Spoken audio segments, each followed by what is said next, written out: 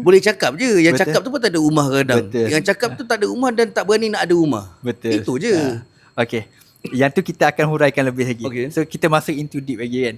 So bila nak beli rumah ni, so maksudnya orang yang berkelayakan mampu dengan monthly dia, so boleh dikatakan semua orang lah boleh masukkan deposit tu dalam dia punya fees rumah tu lah.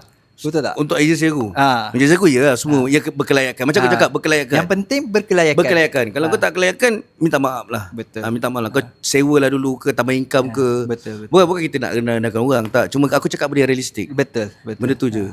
Okay, so bila settle lah masalah tu, dia layak. Apakah proses terusnya? Proses terusnya tu agensi aku uruskan lah. Dia just tunggu untuk sign Agreement semua benda. Okay. Dan paling penting sekali bila dapat tu, kita tanya juga dulu sebab kita bertanggungjawab. Aku jadi orang, sebab aku tahu bila kita dah ada klien-klien ni, kita nak ada hubungan jangka masa panjang. Dan aku nampak banyak lagi boleh buat opportunity duit. lah. Tu je. Sebab aku boleh persuade ejen-ejen aku jadi macam ejen-ejen untuk tolong